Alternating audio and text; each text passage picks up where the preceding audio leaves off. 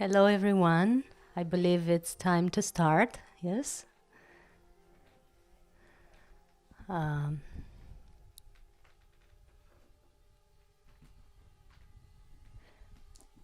my name is Eltrayan, Cristiana Eltrayan.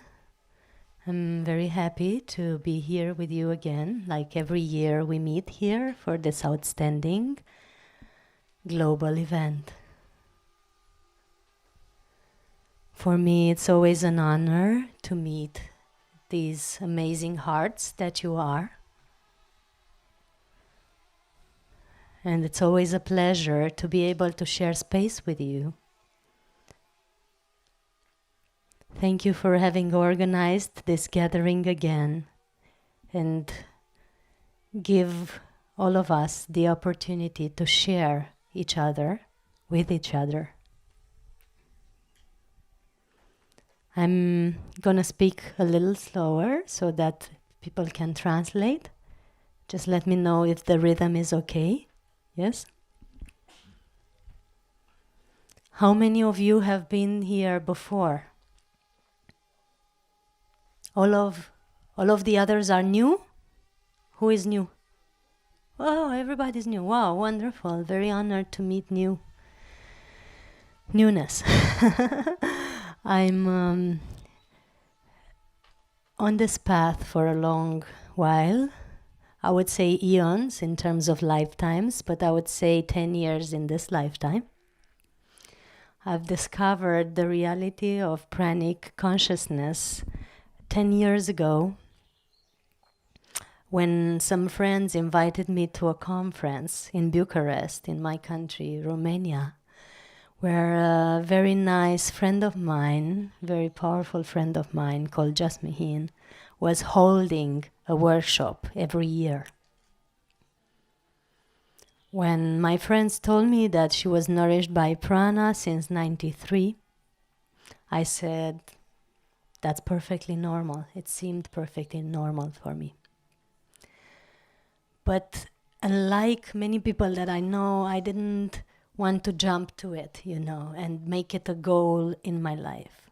So I was never really interested in stop eating. How many of you are here because you want to stop eating? You want to be only on prana. How many of you have this goal in your life? You have a goal, yeah. How many of you are here just because you find that this information is possible and you would like to experience for a while how it feels like? How many of you are here just because you find it very weird and you want to know what these weirdos are doing here? You can be honest now. Don't worry, we're used to that. We do this every year for many years. Many people just sit there and say, these are complete freaks. And it's normal. Because hearing that somebody hasn't nourished himself with physical food for 20 years kind of feels like a cartoon or a sci-fi movie for some of us, right? How many of you have experienced that feeling? That this is too sci-fi for, for us to be real. Thank you very much for your honesty, yes. And it really is a bit of a sci-fi, you know, because it has science and it has something that used to be, until not long ago, fiction. Yes? I will talk about both of them today. I will talk about the science of it because I love bridging science and holistic information. And I will talk also about what some of the people joining these gatherings think to be fiction. Fiction, like limitlessness of humanity. Yes, we as humans are limitless. Our bodies are limitless channels of energy, limitless transceivers of information. That is, there are no limits for what this body can do. And when we say there are no limits, I say, and I'm going to go very far out now, just to integrate this sci-fi reality into here. And I'm going to say that our bodies can bilocate, teleport, materialize in different areas, multiple areas even, transfer information telepathically, you've heard of that, I bet, and heal instantly and also heal others instantly. This is our ship. These are the qualities of this machinery that we call physical body. How many of you have a very bad impression about your body and want to leave it as soon as possible? How many of you feel that only when you leave your body you'll be free? Nobody? Everybody wants to stay here forever? Oh, thank you very much. Yes? Everybody wants to say, oh, I'm honored to be in the presence of this gathering then, because I have a lot of clients, patients in my therapy. I do a therapy called soul healing, where people really want to leave this body. They want to go back to their mothership on the planet, or on back to source or something. Yes? Nobody here wants that. Yes? Everybody wants to stay here and embody divinity on this, in this bodysuit. That's very good. How would you ask it? Please, how would you ask it? How many of you like your body? Okay. How many like that you have a body, first of all? Yeah? Those of you who do not like that you have a body, what are you doing about it? That's the question, no? And this is where the magic starts with pranic journey. Because when people do not like that they have a body, or do not like how they feel in their bodies, or do not like the fact that they have embodied here, are either having the option to leave it, but this is not going to happen very soon for some of us, or they have the option to shift it. You can actually shift your body ship into something that is more limitlessness than you used to have so far.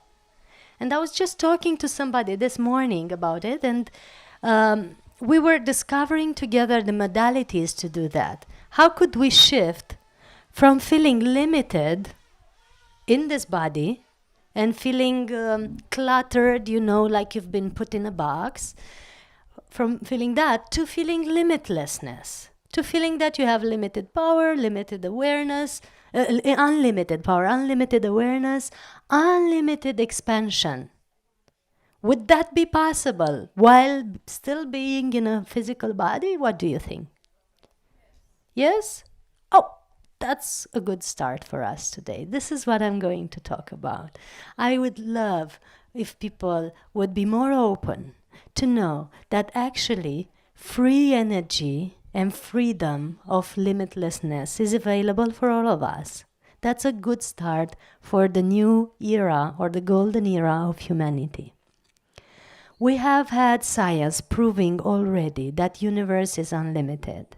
We have had science proving that every atom or every minute particle of an atom holds in itself the whole information of the universe, which is one step to limitlessness, because you don't have to research the whole universe to find information. You just can focus on the minutest particle of it. And the one who was in the program today at 1, Nassim Haramein, is one that's researching this very well and has proven that scientifically.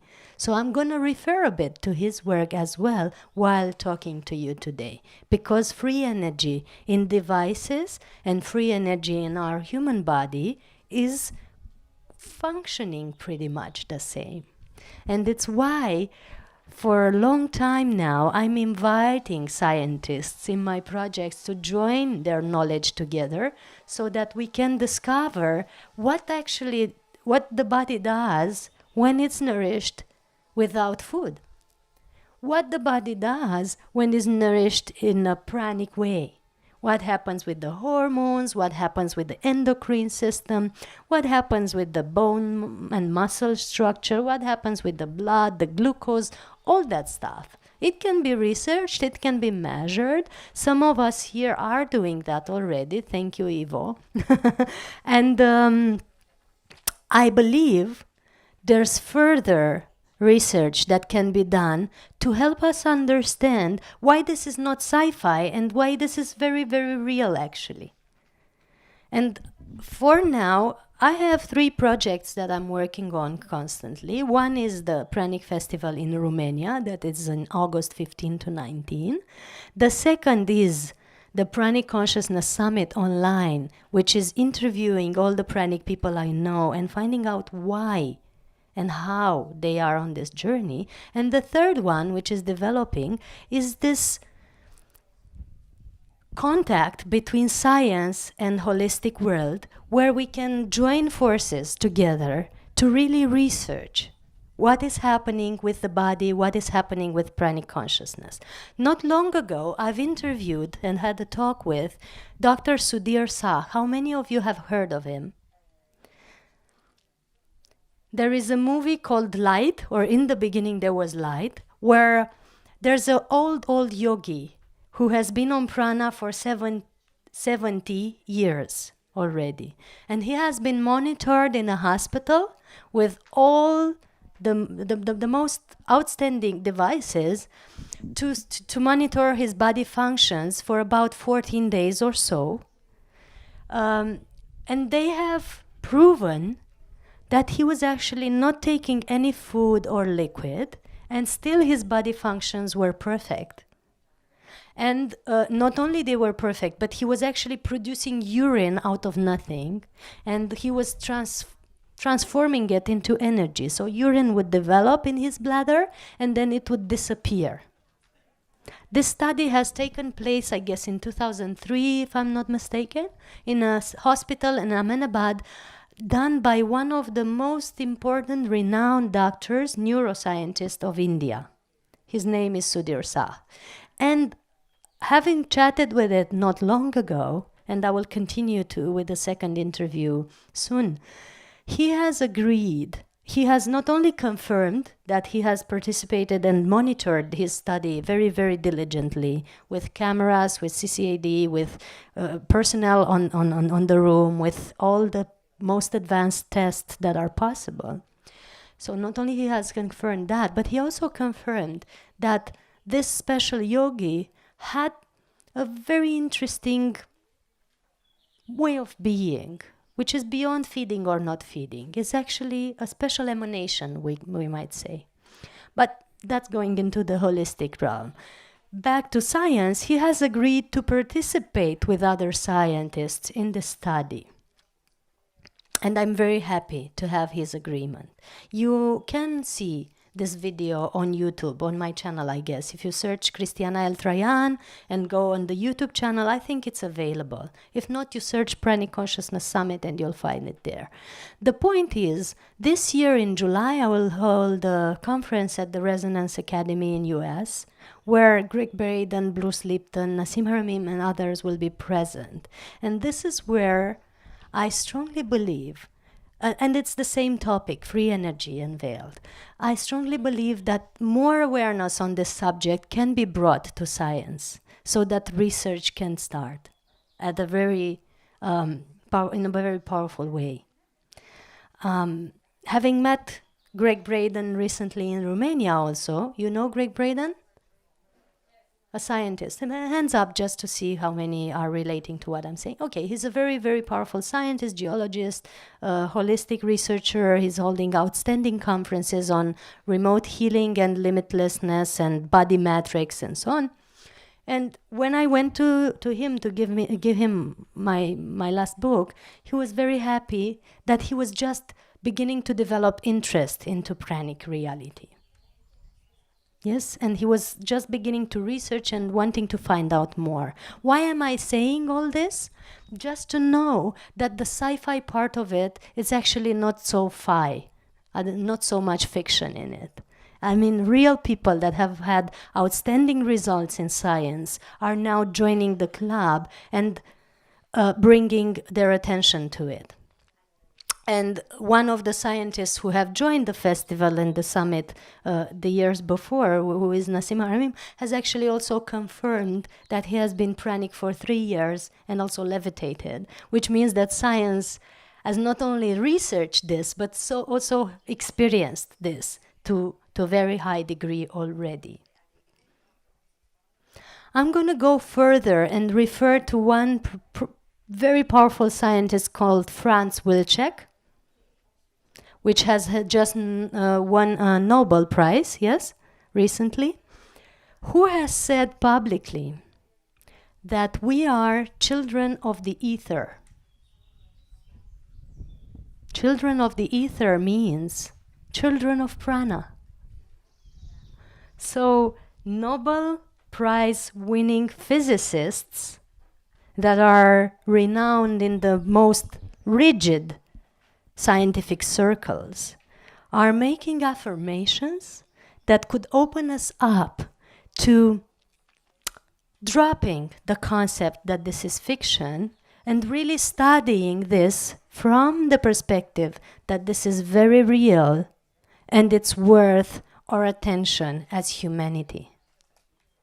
It is time for us to not be superficial about it anymore and to really go deeper and dive deeper into it to see exactly what happens, not only to ourselves, but to all the others who are experiencing this.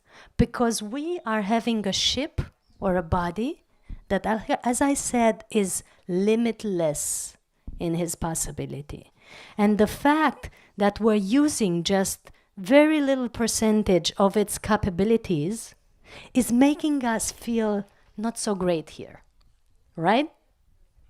You don't feel so great traveling 10 hours in a train, you? Would you like to teleport?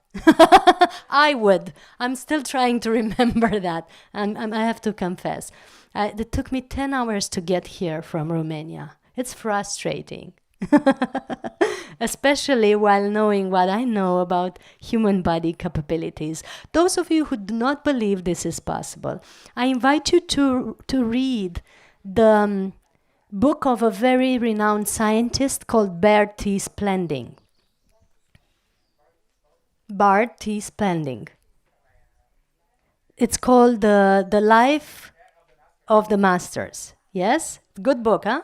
Good book. Where a group of 11 scientists have journeyed at the beginning of last century, have journeyed to Tibet to make some research that had nothing to do with ascended masters. But the path of divine will has led them into the monasteries of Tibet and gave them access to not only some manuscripts that had very powerful teachings, Tibetan teachings of the limitlessness of human body and the history of humanity in truth, but also they have met people there, and that is reported in a scientist book. They have met people there that were able to live for hundreds of years without the necessity of using nourishment and with the possibility of remote viewing, remote healing, moving their bodies without using transportations to long distances in very short instances, and so on and so forth. I invite you to read that book. It's mind-blowing for some and just confirming for others who maybe have had some of these experiences. So as you see, I haven't come here to small talk you. I'm talking about the biggest possibilities that are far beyond not being nourished by prana.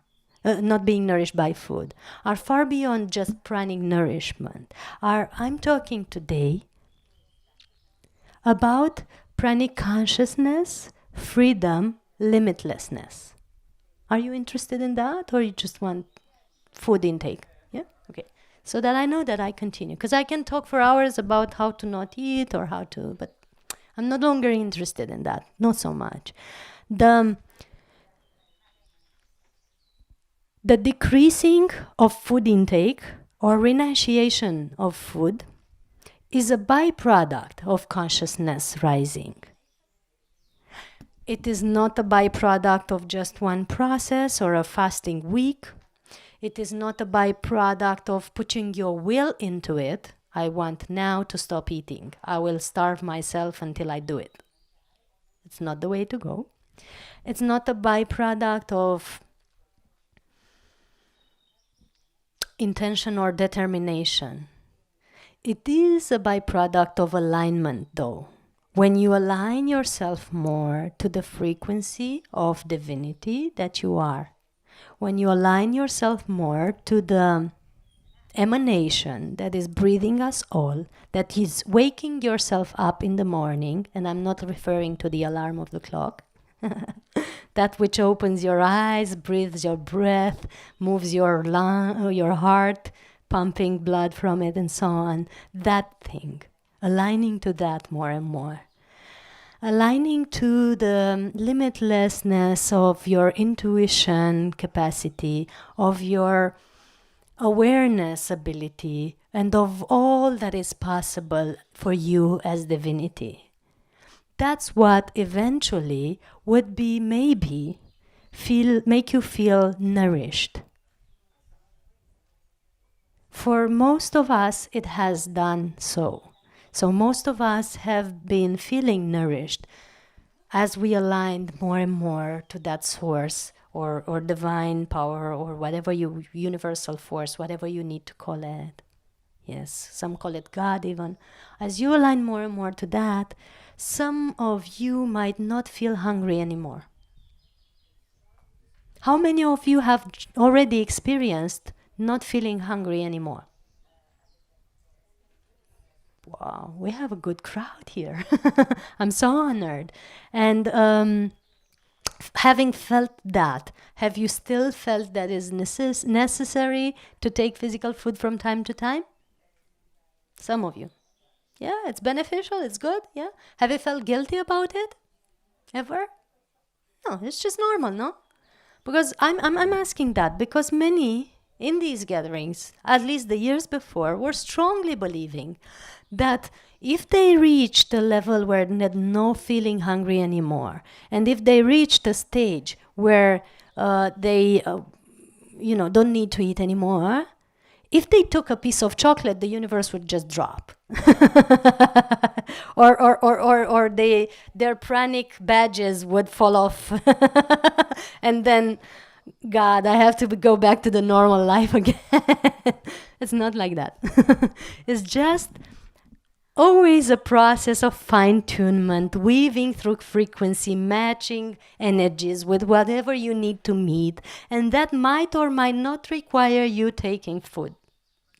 And with this, I'm going to tell you a bit about my journey and what happened, if you will, because it makes a good statement, and it's a very weird, not classical story usually. So when I was in the beginning of this journey, well, first I had my first pranic experiences in my youth when I was 14, and I needed to balance a bit my energy in my house with the family, and I stopped using food or very little food for quite a while. I was having half an apple a day or a biscuit a day, and I continued that without knowing what I was doing until the energy of the house was better of my family and what was happening then. I felt healthy, I was going to school, I was okay, but I was not feeling to eat. And that resulted in me having the first experience that I later on, 14 years later, found out it's called being nourished by prana. The second time I found out about it was when I was very, very busy as a manager, working 16 hours a day, having a big schedule at work, having my own company, and having very little balance in my life. And I started meditating. Having started meditating every day for 20 minutes in the morning, and I highly recommend this for all of you, no matter how busy you are. Having started that, I started to see things differently. You know, like the reality was not feeling so real for me anymore. The things, the programs, the imprints that people were trying to bring on me were not feeling real to me anymore. When my boss was saying, you know, we need to change your salary, or we need this or that because it's crisis, that worry was washing off me like it's a stream of stuff that I don't need, you know. Or when my husband or somebody was trying to push things at me, I was looking at them from a different perspective and not taking them in anymore. Why? Because I was in my center. So I always say that a being only has power over you if you give energy to the reality that he's presenting. I'm going to repeat this because it is of pranic consciousness. A being only has power over you if you give energy to the reality that he is presenting. Like, if I came now to you and said, you have to jump in the river and wash 7 times to become pranic. It's a silly example, but I'm just saying it for the sake of exemplifying. You could believe that and go wash in the river, or you might or might be not becoming pranic after. Who knows, maybe grace come over you, but it's not real. Or you might say, well, I don't believe that's the way to do it. You know, and feel in your heart that there should be another method that is maybe smarter or maybe more aligned to truth. And once you don't give energy to that reality, you stay on your chairs and enjoy the space without being moved from your center. Yes? That's pranic consciousness, knowing what's true or not for you. And that's very important on this path also.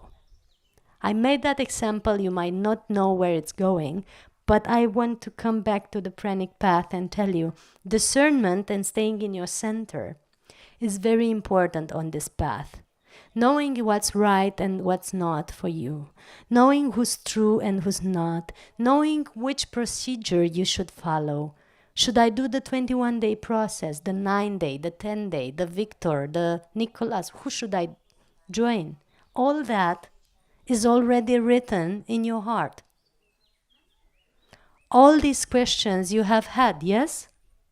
You have had these questions here. What should I do? What process should I follow? When should I stop eating? Should I do fruits or juices? Yes, you have all these questions. I know because I've been in gatherings for many years now. Well, the answer to all this is in your heart, is in your center, is in your meditation.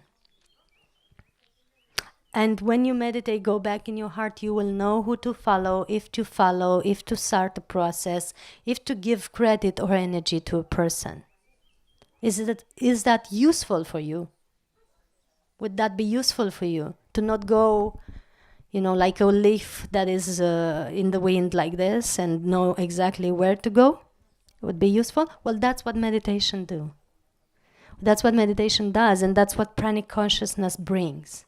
The awareness of what's truth and what's not, what's real and what's not, what's possible or available and what's not. And between the possibility that are available, which would be best to choose for now also. That's pranic consciousness. So back to my journey, when I started meditating, I started to see all these things, and it was really easier for me to weave through all the programs that society has put on us, all the programs that our family has put on us, all the programs that we have been maybe imprinted from other existences. For those who believe we have several existences, yeah, it is easier to unweave from all that and step into pranic consciousness when you have this awareness. Starting meditating, I found out about this possibility, like I said, and it seemed real to me. It felt right to me. It felt it's possible. I didn't reject it for a second. I wasn't doubting it for a second. I knew in my core that this is true. Why didn't I stop eating right away? Well, because I never went after cities or superpowers. I never went after being clairvoyant, being remote viewer, being one that has a lot of astral traveling journeys.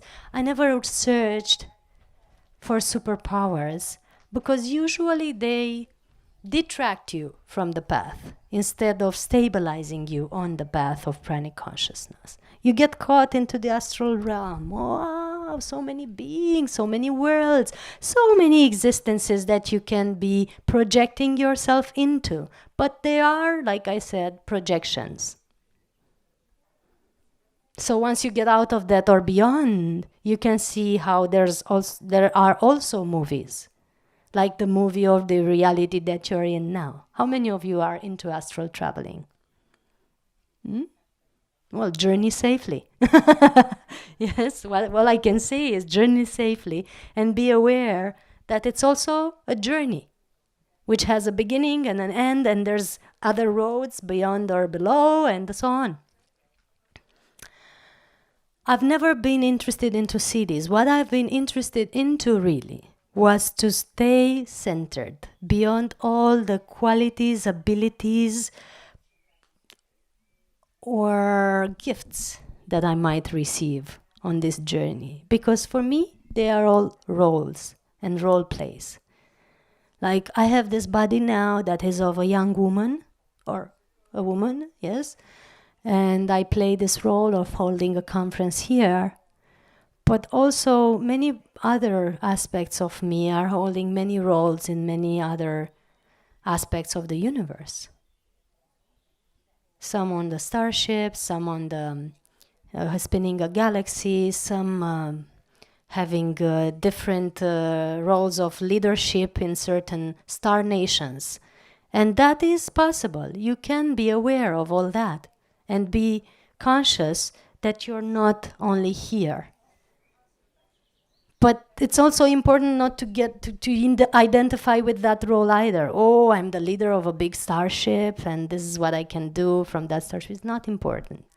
You'll get out of that role quickly also. In terms of eons, that's a blink of an eye. Does that make sense to anyone, what I'm saying? Yes? This type of consciousness. So pranic consciousness, I'm going somewhere with this conversation. Pranic consciousness is going beyond all the roles, all the programs, all the things that are limiting your freedom of expansion and are limiting your awareness of you being one with all. Until you are really aware that you're one with all, that you're connected with all, and there's no separation between your atoms and the atoms of everything that moves or breathes and everything that is apparently still, until you're there, it's just a journey. And when you're there, you're quitting to want anything. You're quitting to want to not be nourished or be nourished by prana. You're quitting to want to be traveling or not traveling astrally. You're quitting to want to be a woman or a man, to be in a couple or in a single. You're quitting everything that would be wanting. I've had that experience for some while. So knowing the flavor of it or the perfume of it makes me now not pay so much attention of whether I eat or not.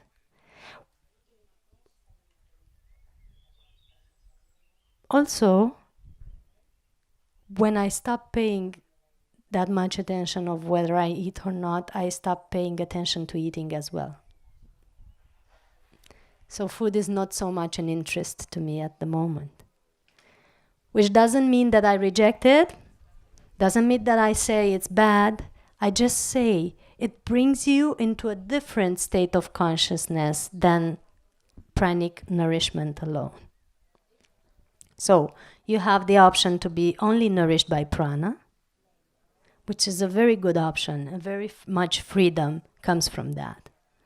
And you have the option to also be nourished by prana and take a little bit of food here and then, or a little bit of bites of something that you want to taste.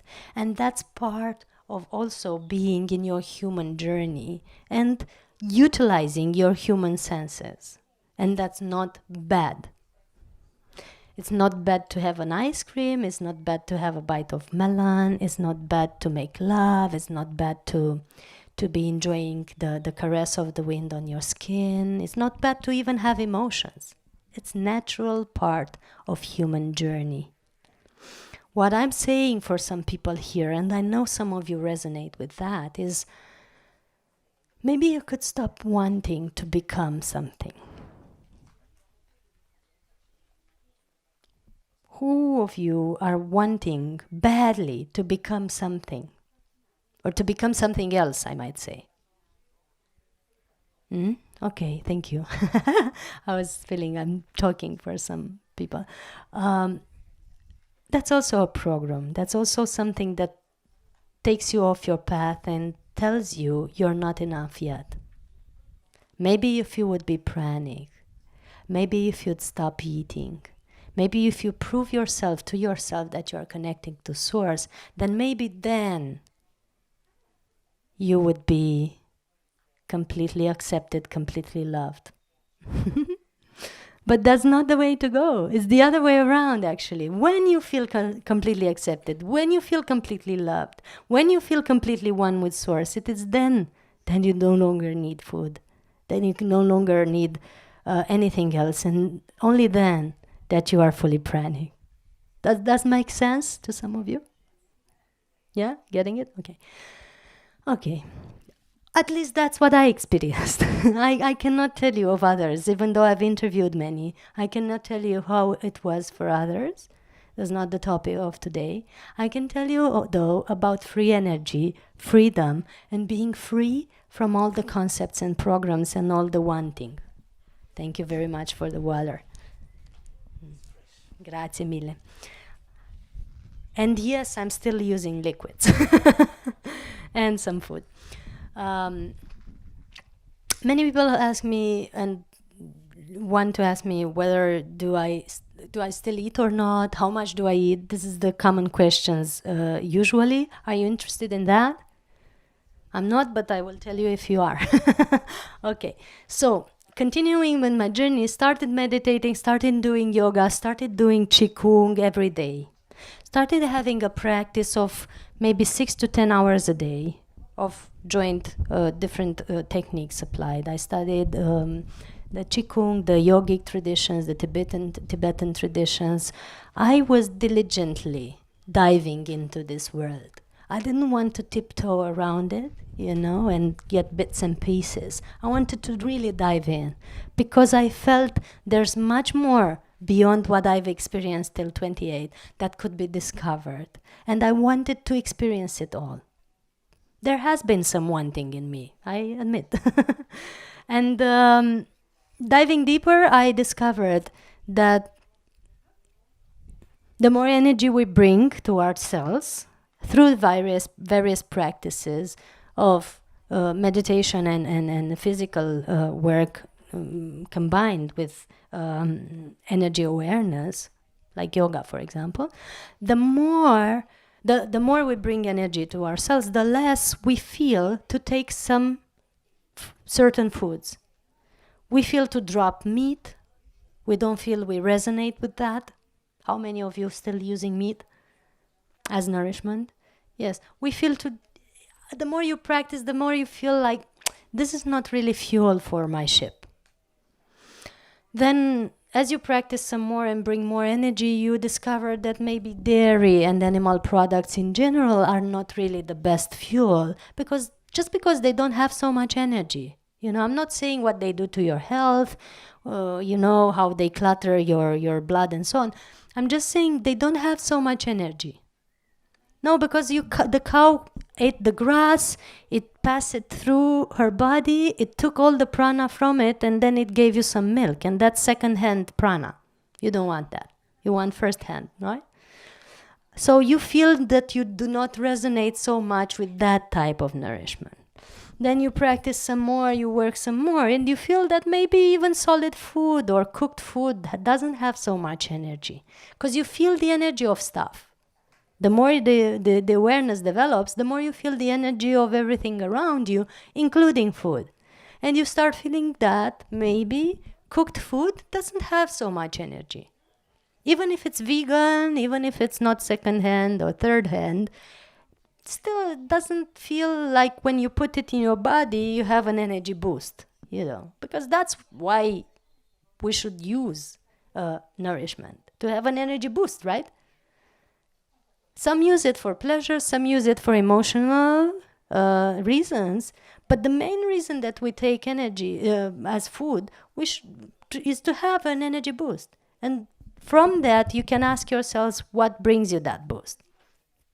You move further into juices, maybe, or into vegan raw food, and you discover, it's good to have vegan raw food, maybe once or twice a day, but is it necessary to have it really 3 times a day with snacks in between, or could it be just once a day?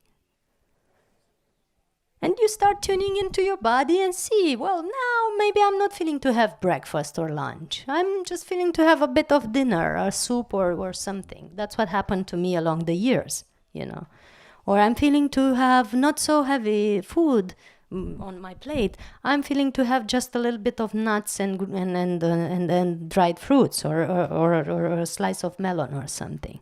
And that might be enough. Even if your mind tells you didn't have that calories intake in that day, that didn't have the right quantity of food, you didn't have all this and that, but you're feeling that you're okay, because you've already brought energy to your cells. And the more awareness you have, and the more you tune into your body, you also know when and how much to practice. And you discover that certain practices still work for you, if you had them for 20 years, in some of the people here present. And some practices, maybe yoga or whatever, don't do that much good for you anymore. It's not that they're bad, but you don't need them anymore. And you are aware enough to be able to change them. Or you're aware enough to be able to do small shifts in your life, very subtle attunements, everyday shifts that would bring more joy to your life, would bring more prana into your field. Because pranic journey is about the joy. Pranic journey is about the enchantment and delightment of this life in a physical body. That's what opens up your cells and your nadis, energy channels, to receive more and be nourished. It's not about how strict you are, how long you do pranayama, and how long you would keep that water fasting or dry fasting that some teacher told you about. It's not about that. It's about how much delight and joy you have in your life. And the question of the day for pranic nourishment, besides meditation and some practices that might be good for your bodies, is what brings you joy? What brings you joy? We take a moment just to be aware of what brings you joy, each one of you. Let's tap into that feeling a bit. Don't let that question pass by like that. Just tap into what brings you joy, really. Does anyone? Yes. Creation brings you joy, like physical art, something, yes? What else? Singing brings you joy. Okay, beautiful. What else? Physical loving, or just heart loving? Yes, perfect. Heart, physical, spiritual, loving. Beautiful. You? Deep peace state in meditation. What else brings you joy? Wow. How does wisdom brings you joy? It's interesting. Very beautiful. What else brings you joy? Communication brings you joy. Sharing with people. Animals bring you joy because they're so pure of heart and they're emanating divine essence. Yes. The beauty of nature. The beauty of nature also for you. Yes. What else? Dancing brings you joy. Everything that is light brings us joy. You see, nobody said 10 hours of fasting brings me joy. Nobody said if I dry fast for 7 days, I will be very, very joyful. Scusa? Ah, sì, grazie. Allora, so we see that simple, playful stuff that have to do with art, communication, and creativity is really the stuff that brings us joy. This is a very smart public here. We're having very fine-tuned people. And out of this brief research, we've discovered instantly that very simple, playful stuff are the ones that bring us joy. So what do we need to do from now on? Have more of that in our life, no? Play more with that. No, that's no longer necessary to have these many, many hours of staying secluded. No longer necessary unless you search for something in particular. That is your private journey. But no longer necessary to go into that desperate, that dry fasting that is going to eventually deplete your kidneys to the point that you feel far less joy than before. Who did that? I know some of you did a lot of dry fasting here because you thought it's the step into pranic nourishment. It's useful. You purify a lot. Okay, you use your own toxins and so on and so forth to move into a lighter way of being. But are your kidneys okay? Is your body okay at the end of it? Are your adrenals fine? Do you have enough energy to be joyful? That's the question, no? In everything. Are you assessing through every day of that dry fast or of fasting in general your body and energy bodies in a very knowledgeable way to check that you're okay? Or are you just doing it by the year because a teacher has told you to? It's necessary when on this path to be aware of every energy movement in our field. Every energy movement in our field. That's pranic consciousness. To be aware when you're too depleted to continue. To be aware when you should stop and do something else. To be aware when you need to change even the way you move your body or the asanas you do in a yoga sessions. Everything. Or the way you share with your lover. Everything has an impact on your pranic journey and your field. And every second of awareness can not only bring you further in your pranic consciousness development, but it can also really save your life. You know, because there's people who have really died on this path, and it's not easy to witness that for some of us, yes? Because we want humanity to evolve and thrive on this path, not to be even more confused, even more depleted, even more far from its center, right? We want humanity to thrive on this path. When we are talking about it, we're talking because we feel we have been here before and we have been in a state of pranic consciousness before, and the ancient civilizations on the planet, which some of you have lived in or are representatives of, have had this experience before, and know how it is to transform body into light and to be nourished by light, right? How many of you remember? How many of you remember Atlantis or Lemuria or other star nations, maybe from other places where you have just already experienced that, or pranic nourishment, pranic consciousness? You remember, right? That's why you're here. That's why you feel called to this. And that's why you believe that this is possible. But the important thing is to be aware of where we are now as humanity and what we have to manifest now and what's possible for us now. And yes, pranic nourishment is possible and it is proven and it is available. And free energy also is available for all of us, for our bodies and for our systems. Cars, devices, ships, whatever we want, we can have with free energy already. It's not somewhere in the future, it's now. But that requires a very deep awareness of where we are as civilization and what we head onto. Do I still have time? Can somebody tell me time? Half an hour. Because at the end, I want to not only talk about it, but also give you the gift of experiencing some nourishment, some lunch or whatever time of the day is.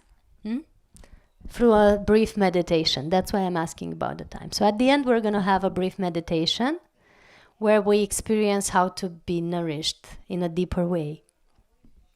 But before that, I'm just going to share a few more words. Let me know if you have any questions so far.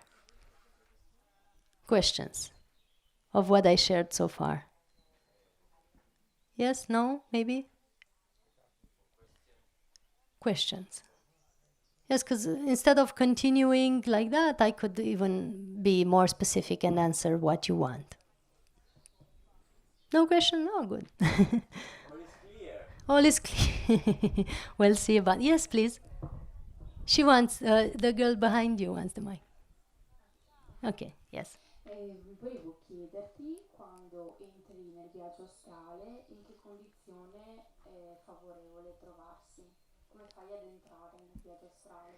Perché ho avuto delle esperienze e mi piacerebbe rifarle, però non so. So she wants to know about astral traveling and what's the best state to begin in. I will tell you a bit about my travelings. Oh, this weather here.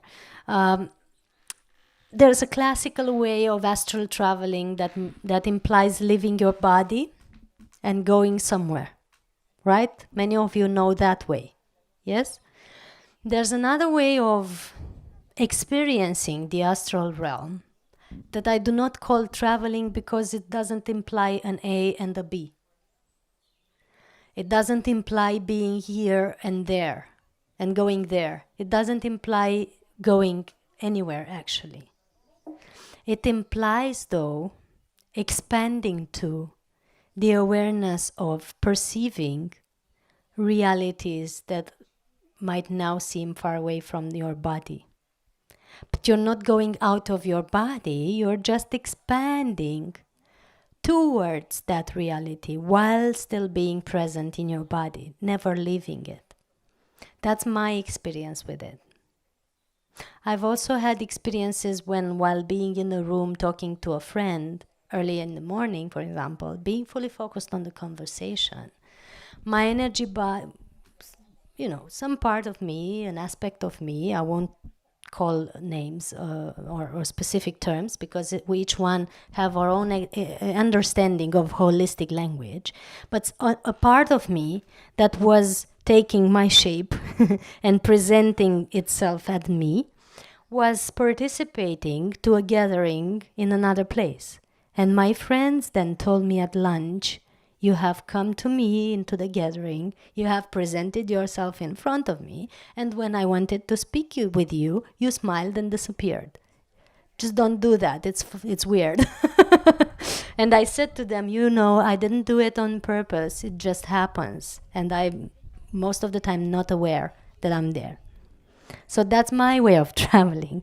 I have feelings and experiences of many places not only of this world, but many other world, stars and so on, where my body could perceive a pain or a tension or some constriction or expanding that has to do with that experience, but my mind doesn't consciously uh, see the movie of that reality. But I am there also. But I'm expanded to there. I'm still in my body, present fully here. And that's why my body perceives it. But not my mind, just body and energy field. There's also the experience where people have see me appearing in their theta state or dream state, and they have woken and saw me in their room, and then when they started asking questions, they said, you just smiled and stood there, you didn't talk to me. And again, I said that I was not aware of being in their room, but I was at home in my room, and I was feeling their energy or the pains that they had in their bodies and so on. And the next day, they no longer had these pains. So that's how my bodies travel a bit. Other things that have happened is that people have perceived me in dream state, and I gave them clear instructions of places to go or things like that that had to do with their evolution.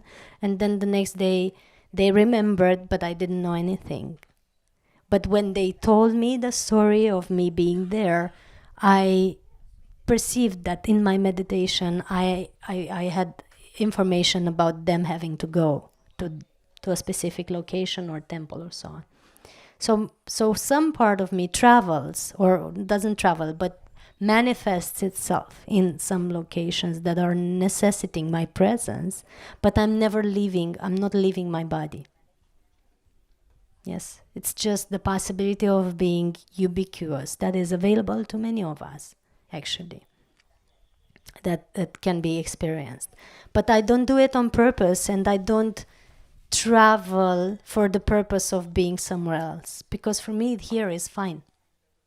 you know yeah, I work a lot also with energy portals, energy vortexes of this planet and other places. And sometimes when my body needs to be at home, a part of me works with that place without me leaving from here to there. It's just expanding the presence towards that place and being aware a bit of what's happening on that gathering. That's how I was able to experience two very powerful meditations in 2017. In October, there was a gathering in the Egyptian pyramids made by Nassim Haramim with his team.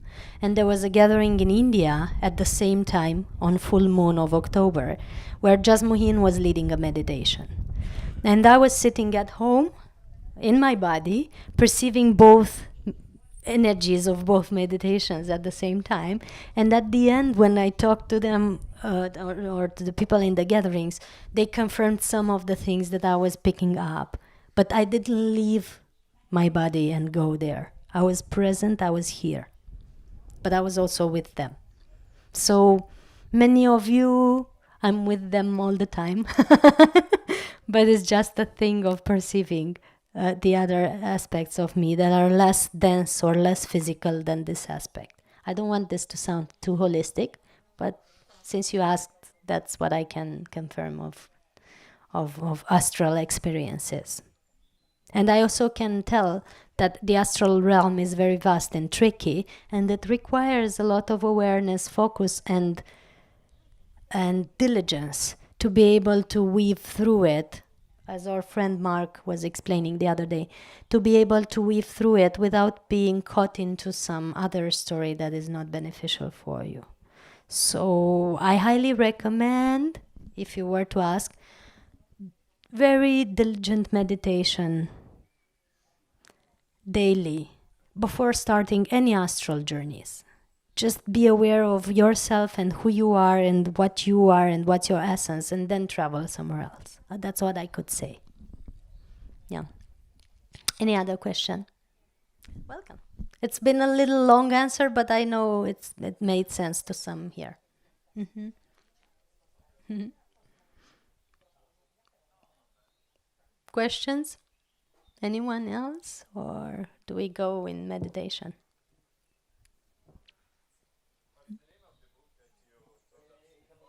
Ah, yes, yes. What's the name of the book that you Yes, at the beginning? Baird T. Splending, Bear T. Splendid. Bayrd T. Splanding. Okay. And the Okay. name, the title? The life of the masters of the far life and teachings of the masters of the Far East. Okay. Life and teachings of the masters of the Far East. It's a very powerful book. Life Like and Teaching of the Masters. Okay. yes, Now yes. we're searching. Yes, yes, yes. Well, welcome. Other questions? Did you want to ask a question? No? Okay. Good. So what we invite you to do now, or be, anyone? No? Good. Yes. We continue with questions and then we go into meditation. No rush. Just use the mic so that everybody can hear, please. Thank you. Thank you. Maybe let's repeat that. How do you see and feel freedom? Good question. How do I see and feel freedom? Limitlessness is freedom to me. Like being able to be, do, perceive everything without any barriers. And also autonomy, like being free from everything and at peace with everything as well. That's freedom to me. Good? Any continuations that you need? Him. Okay. Oh, no problem. We're all gonna take time for questions. It's no problem. I assume you know one of the people who came here to talk, Kay Hoger. Yes. Yes. So I was very intrigued and actually shocked by him, by the stuff that he talked about. And I've been hearing you talking about yogis, which is my main area of Expertise. Yes. interest. Yeah. Okay. And he just says that yoga is now outdated technology is behind us. It's Yes. thing of the past. So what would you? So I won't go into discussing Kay Hugard. He's one of my colleagues, which I respect very much. I know he's challenging to people, but I wasn't present to his talk. Just to mention about him Yes. personally. Yes, but I understand. About statements. Yes. So I wasn't present to his talk. I wouldn't be able to refer to that very much. But I can say that some of the practices that were very efficient before, from yogic traditions, Tibetan traditions, Qigong, Buddhist traditions, whatever you want to choose, are becoming now, are still beneficial, but are becoming old technology. Because our bodies have shifted a lot in the past years. I won't give a date. I will say past years. And there's a necessity for more efficient way of practicing. Those of us who are connected enough to be able to download new practices and types of meditations would see that even chakras in some people are no longer like we are used them to be. For those who move further and further into pranic consciousness, chakras no longer are separated. That's going to be challenging. Are no longer separated, but are united in a full column of light. I will give just an example of how our inner technology is changing, yes? For those of us who are fully aligned, the chakras are becoming a column of light, a single unificated column of energy. So no separation between them, right? So that requires a different practice. Yes, you no longer practice the asanas of chakras or purifying the chakras. You practice something else in that state. Or you don't need to practice anything, maybe, just full awareness. So that's maybe what he meant. I don't know what he meant because I haven't consulted with him. But what I mean when saying that some technologies, so not technologies, but practices can be outdated, is that our bodies of light are changing, our physical body is changing, the planet body is changing from carbon into crystal. Scientists in Russia have proven that our physical body is changing from carbon to crystal. There's an article on my website, soulhealingacademy.com, that refers to that, and you can read more. And from changing of the physical body, is natural that you do other practices to maintain it or to enhance it, right? That's what I think is meant by outdated technology. But I do not say that yoga is no longer necessary, though, or qigong. I still practice them. But some of the practices that I was doing are now required a little shift. That's why I'm saying that it's always necessary to have awareness in our practice and not insist too much on something if it's no longer up to date. That's what I mean. Does it make sense to you? Yoga is still very good. It's an ancient practice that will always be beneficial, probably. But some things need to be shifted. And for those of us who can connect to the ascended masters that have brought yoga on this planet, Babaji, for example, we can tune in and see what's new. Yes? That's what I recommend. And also some programs of the old yogis are no longer necessary now. Like the one I talked about before, about leaving the physical body to have the most expanded state here. It's no longer necessary to leave your body to reach Mahasamadhi.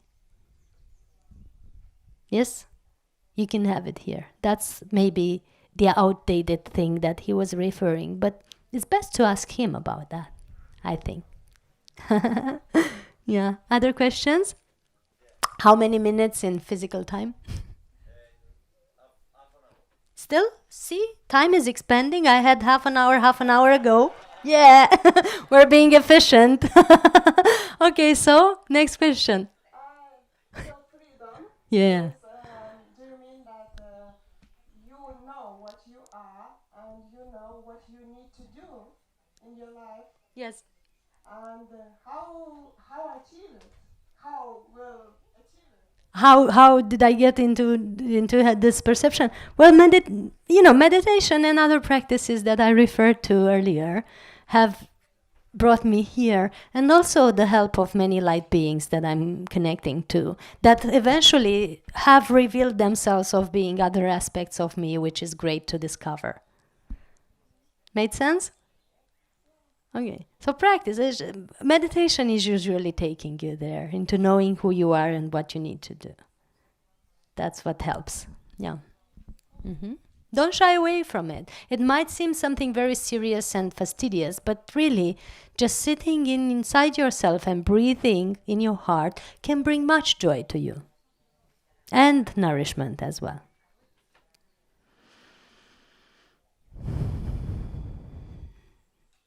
Which we are going to do now, huh? I believe. Any other questions?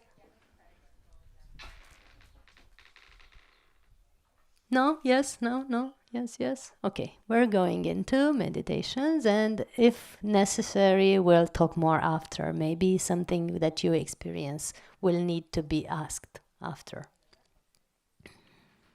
I'm just going to take a moment to bring something that I need, and then we can begin. In the meantime, I invite you to center in your heart and start following your breath. Yes? So just center in your heart, start following your breath.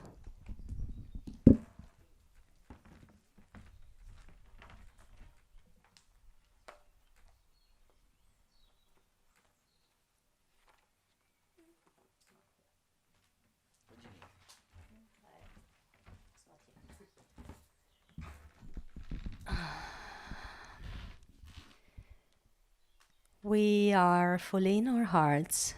We see and feel how the energy is fully gathering in the center of our chest.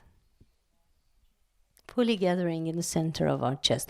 Those of you who are not comfortable, you don't have to do it. You can just sit and watch or have a walk, whatever you feel.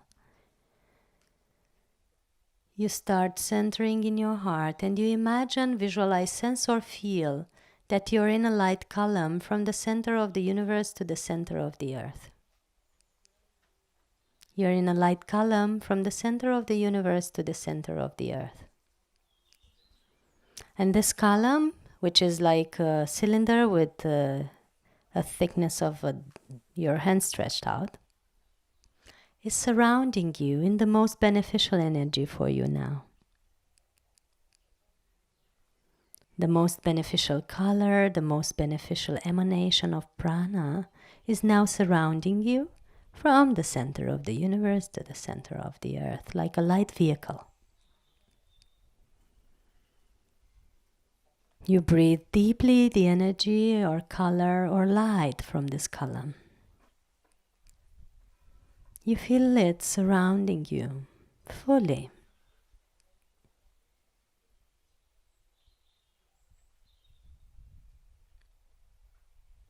You feel with every exhale that you emanate out everything that no longer serves you. You let it be absorbed into this column of light. This column of light is pre-programmed now to absorb, dissolve, transmute, transform all the energies that are no longer serving you. Deep breath in, you bring more light into your bodies. And with the deep breath out, you let all the worries, tensions, and concerns being released into your light column, into your light vehicle, and being absorbed and dissolved there.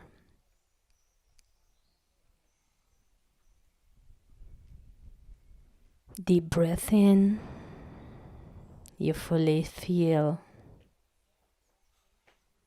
how your body is fully relaxing.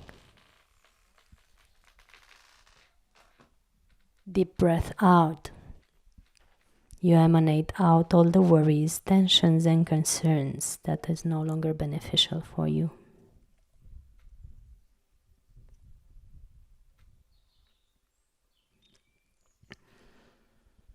Breathing in. You feel your heart center expanding more and more.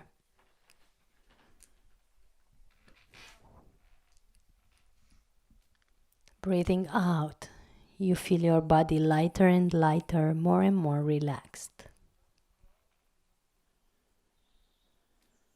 By centering in the heart, you imagine the heart chakra as a light sphere or light bubble inside or in the center of your chest.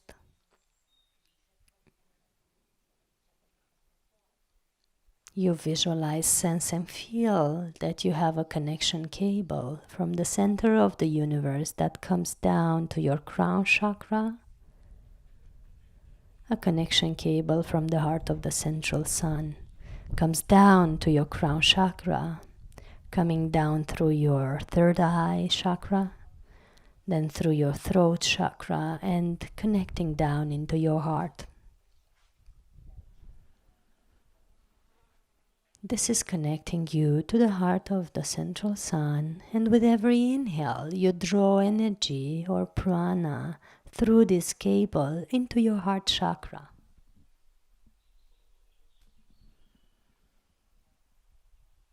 Breathing in deeply,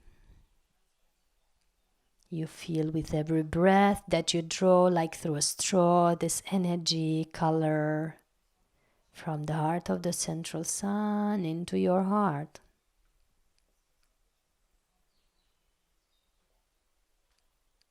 And when we exhale it out, this energy, this love, this power, into our cells, into our organs, into all our physical systems, into our auric field, and then out into the universe. Breath in, fueling the heart chakra with more love. Breathing out, exhaling this energy into the cells, into the organs, into the energy field around you, and out into the universe. Let this energy go down to your lower chakras and feet as well.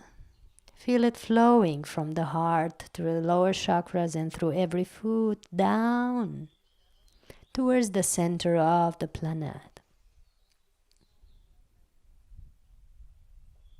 Feel yourself connecting to the center of the planet, the heart of Gaia.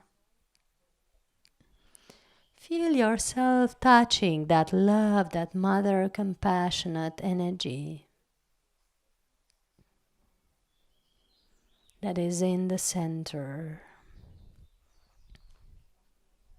of Gaia. Feel that love, that pulsation that is keeping all of this planet alive,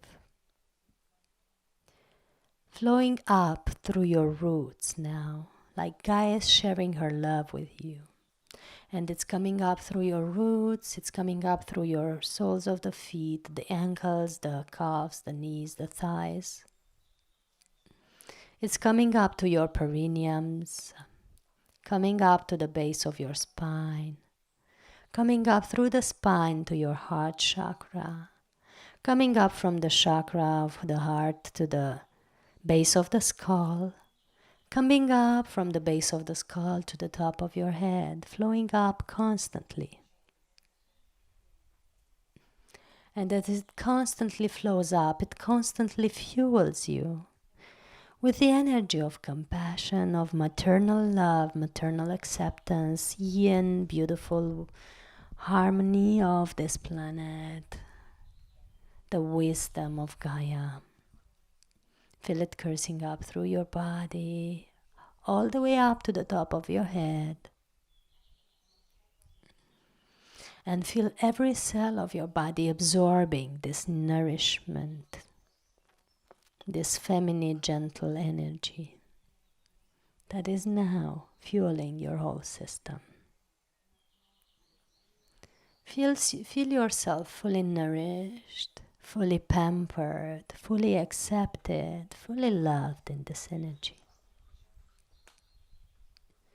Feel yourself at home here. Feel the benevolence of this infinitely wise mother that is holding you for eons of time in her arms.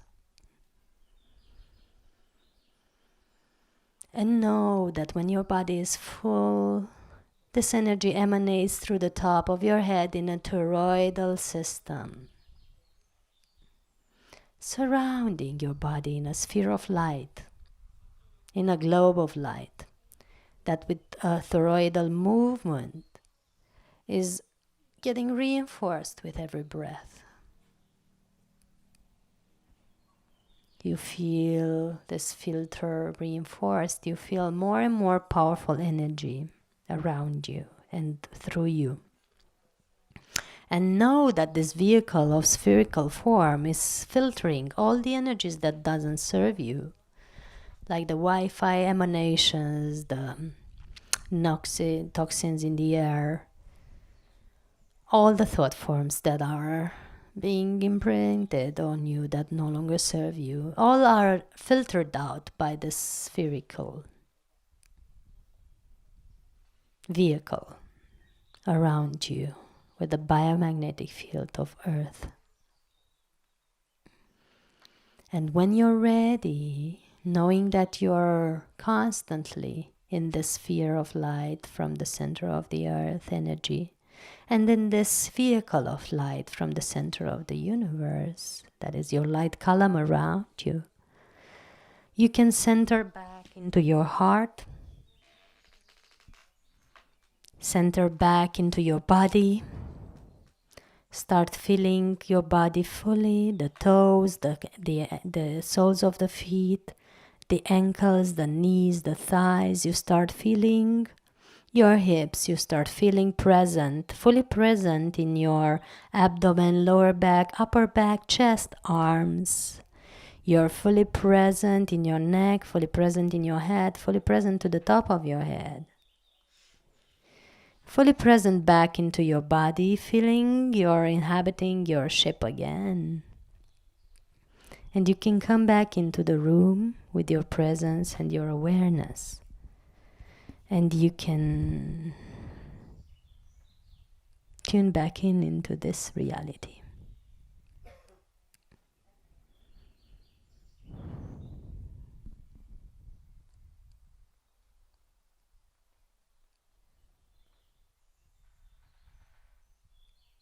If anyone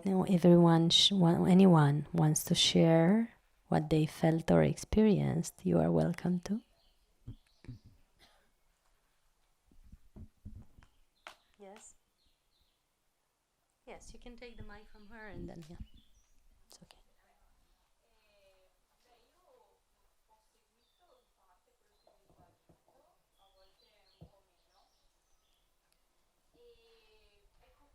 È come se mi fossi, ripeto, ho seguito in parte quello che veniva detto e in parte poi quando sono entrata Più profondo, sì. meno.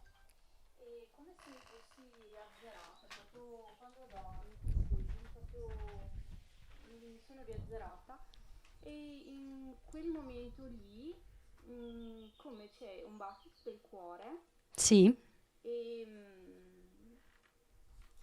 e sento come che avviene. Non è che sia proprio... è una cosa proprio- della mente, sì. Esatto. E poi stavo costruendo una tenda con dei pali. Sì, una piramide anzi. No, Ah, una facevi delle proprio una piramidi. tenda. Ok, yes. E ho detto, poi ho pensato, ma poi come faccio a sistemare sta roba? Poi ho capito che non era... Non era così importante. Magari. che ero andata un po', Sì, sì. un po' a fare un'altra cosa. Però mi è molto piaciuta, è stata molto, anche la voce molto rilassante, bello. Mhm. Grazie per aver condiviso. Le cose che ci arrivano, the things that come to us in meditation are sometimes very important to remind us of something that is maybe challenging in our lives now. So if you see yourself, in a tent in an Indian lifetime experience, it might be connected to something that you are experiencing now that you might want to reassess. I don't know about it, but you might know. Anything else or any other questions that might have come to you during the meditation? I want to tell for those of you who felt maybe falling asleep that you weren't asleep. We guide people into the theta state. The theta state is usually experienced right before sleeping or in the first phases of sleep, and that's why people have the feeling of having fallen asleep during meditation. But you are fully conscious, and a part of you was fully aware of what's happening, and you had the full experience. You didn't lose anything during the meditation, even if your mind wasn't present. You were fully participating to the experience, and you can trust in your life that even if your mind isn't registering all the information, you do have the experience that you need to have. That's for those of you overusing the mind, maybe. I want to present a bit of my work that I'm doing now before completing the gathering. There's some important things that I have discovered that have to do with the science of the human body and the energy field. I have brought 3 books with me, the books that I have written. I have written 5, but 2 of them are not yet translated. And the latest book is called the Pranic World Book and has many information of what has been discovered about the pranic reality so far, especially in the science and the medical realm. We have researched in multiple ways this reality, and it seems that the ability to feel nourished has very much to do with how quiet the mind is, how much you are able to relax your thought emanations and maybe seize it for a while. It has been discovered that in theta, so research has been done on brain waves. How many of you are familiar with brain waves? Brain waves, yes? Beta, alpha, theta, delta, gamma. These are the recently discovered mind states or brain states. Where the mind is less agitated, we go towards theta, delta brain waves. When the mind is in its current day-to-day state, agitation and busyness, we talk about the beta state. So it has been discovered that the more we meditate, the more the brain moves into the alpha and theta state, and those of the meditators that have been measured have proven to develop more melatonin in their bodies. Melatonin is a hormone that is very much impact on our system. One of the things it does, it also regulates ATP. ATP being the thing that nourishes our cells. When ATP is regulated and produced increasingly, then the cells feel nourished and no longer need physical food, right?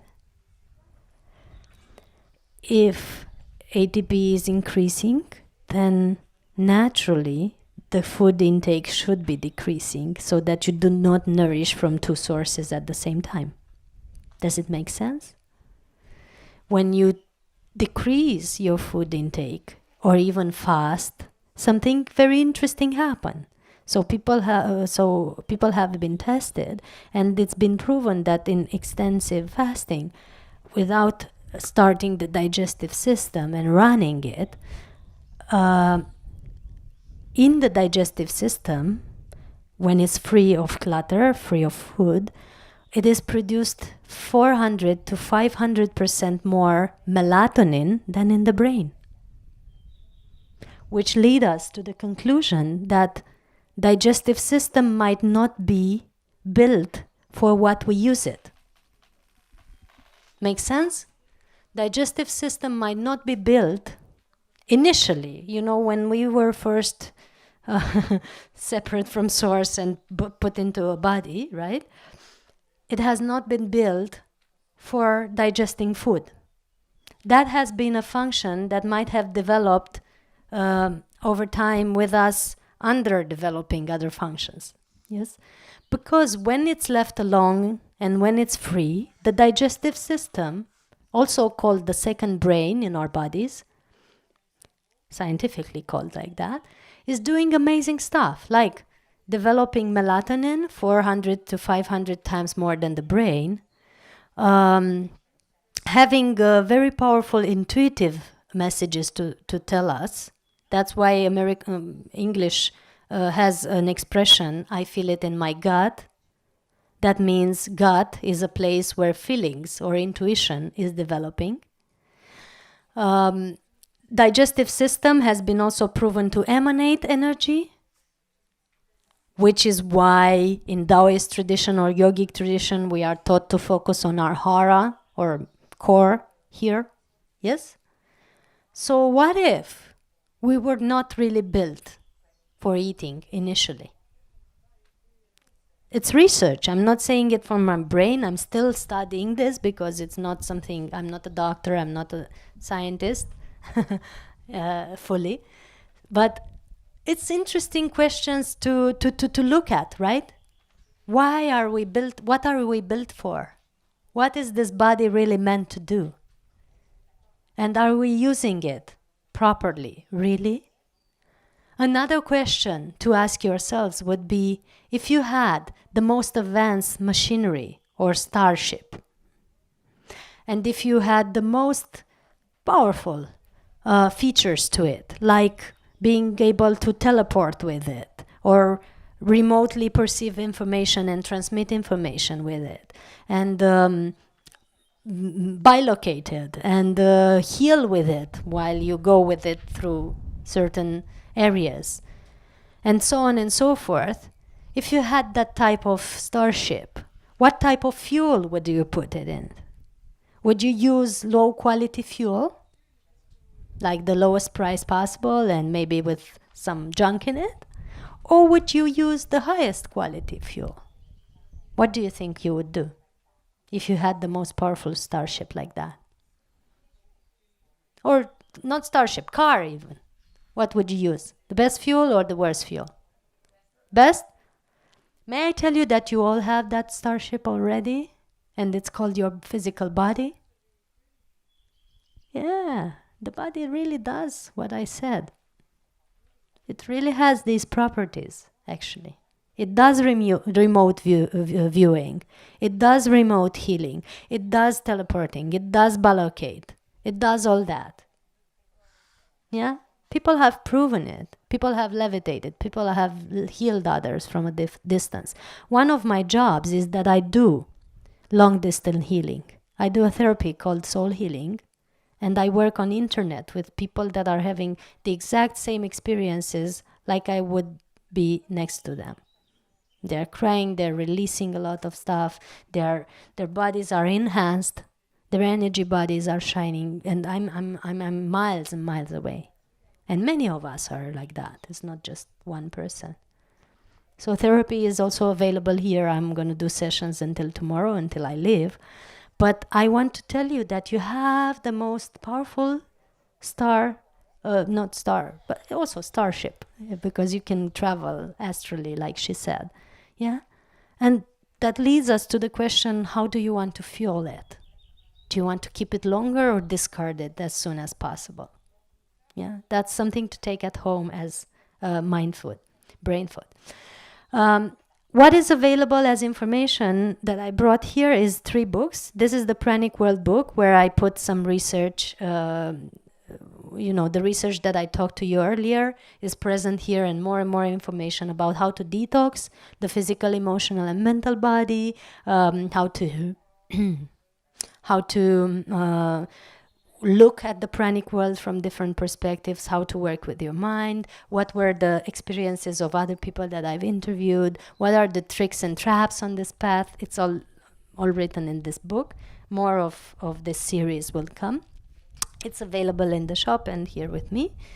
And I have another book here about an interesting experience called the Darkroom Retreat. So the book is actually called Darkroom Retreat, and it refers to 10 days in dark with no food and only meditation that I did in 2013. And I did another 17 days this March, this year. That was one of the things, to reply to the girl earlier, one of the things that brought me to more awareness and brought me to more of the pranic consciousness that we're all experiencing. And the third book, it's called Get Seduced by Your Own Life, and it has information of how to move on a lighter diet. It's writing about moving to vegetarianism, veganism, juices, the information inside each group of foods, the energy information, and the energy state that you develop by eating these group of foods. It talks about yin and yang elements, because some of you are still using them. And it gives also insights about emotional and mental changes that can be done for us to be more peaceful and more insightful and more aware. Also, while I'm here, like we said, therapy is available. I do 1 hour to 1 hour and a half sessions here, and you can experience more of your true nature. That's why it was called soul healing, because it centers you and aligns you with your soul. And the information that you receive during the sessions really comes from there. And if you want to meet again, in August we have a festival in Romania called the Pranic Festival. It's August 15 to 19. And followed by a beautiful trip to some outstanding energy vortexes of Romania, like the Romanian Sphinx, pre-Christian sun-worshipping temples, and amazing power places in nature that I worked with for many, many years, that were connected to the other vortexes of the planet, like pyramids and like Giza Plateau and the places in Turkey, the places in China, the places in Tibet. So while there, we practice various meditations to help you connect to actually all the planetary grid and all the planetary vortexes that are nourishing us with prana. And actually every festival opens new vortexes for this evolution. So that's what we do August 19 to 22nd. And then August 23rd, we have a prana retreat, also in the mountains, in a very powerful place, that I'm going to be leading in helping you detox your body, your emotional system, your mind, and be more into your spiritual awareness. So that's available in August.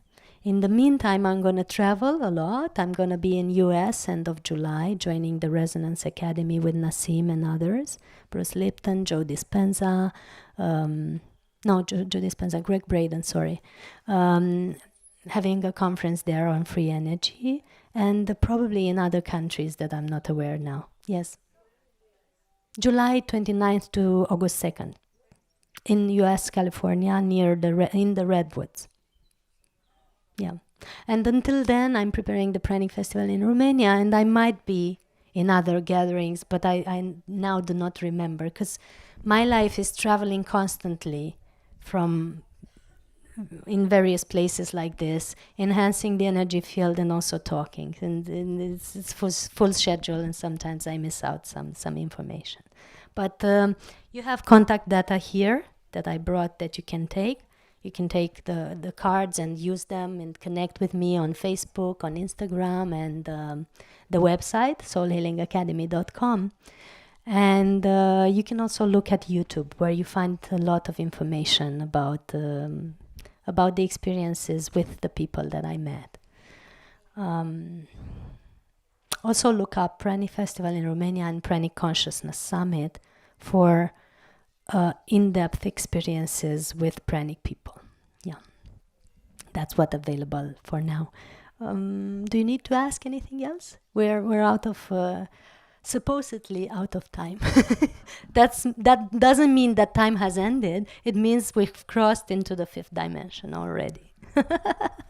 Okay, thank you so much for having me. Thank you for being here. I'm very happy to be with you every year, and hope to see you soon in Romania or next year in Italy. Thank you very much.